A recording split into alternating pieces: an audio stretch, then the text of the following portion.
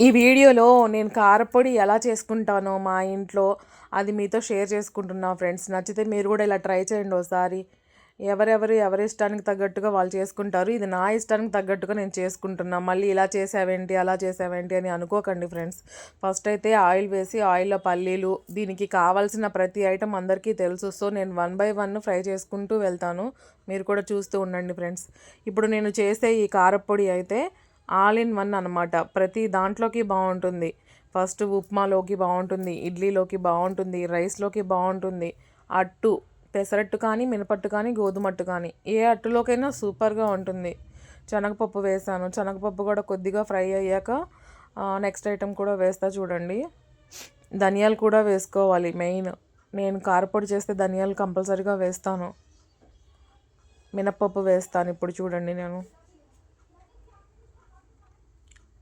ఈ కొలతలు అనేవి నాకు నచ్చినట్టుగా నేను కొలతలు అనేవి వేసుకుంటాను. మీరు మీ ప్రాసెస్ ప్రకారం మీరు చేసుకోండి. కొలతలతో అయితే చెప్పట్లేదు ఫ్రెండ్స్. మినపప్పు కూడా దోరగా వేగిన తర్వాత ధనియాలు అయితే అసలు ముందే పల్లీలు వేయక ముందే వేసుకోవాలంట మమ్మీ చెప్పారు. బట్ నేను మిస్టేక్ చేసా. పర్వాలా కానీ అన్నీ ఈక్వల్గానే ఫ్రై అయ్యాయి. జీలకర్ర వేసాను.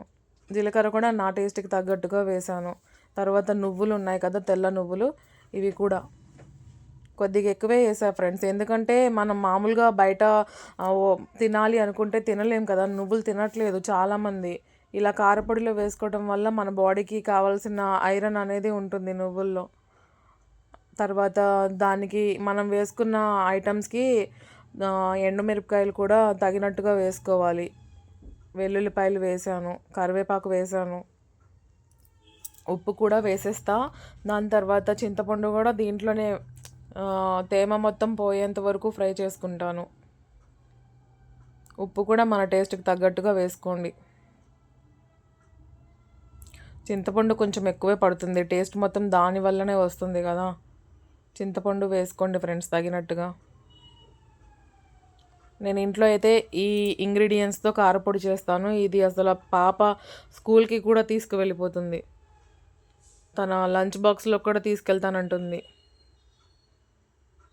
చల్లారిపోయిన తర్వాత మీరు ఇలా కొద్దిగా పలుకులుగా ఉండేటట్టుగానే గ్రైండ్ చేసుకోండి. బాగా మెత్తగా అయిపోయేటట్టు కాకుండా ఇలా నేను వీడియోలో చూపించినట్టుగా ఇలా గ్రైండ్ చేసుకోండి. ఉప్పు కూడా సరిపోయింది. ఏ ఒక్కటి ఇంకా తగ్గలేదు, పెరగలేదు. కారం కూడా నాకు సరిపోయింది, కరెక్ట్గా వచ్చింది. పల్లీలు వేయడం, నువ్వులు వేయడం వల్ల టేస్ట్ బాగా వస్తుంది ఫ్రెండ్స్. మీరు స్కిప్ చేయకండి ఆ రెండు మాత్రం. తర్వాత ఎయిర్ టైట్ కంటైనర్ బాక్స్లో కానీ ఇలా, లేకపోతే వేరే ఏదైనా ప్లాస్టిక్ డబ్బాల్లో కానీ, గాజు డబ్బాల్లో కానీ ఎక్కడైనా స్టోర్ చేసుకోండి.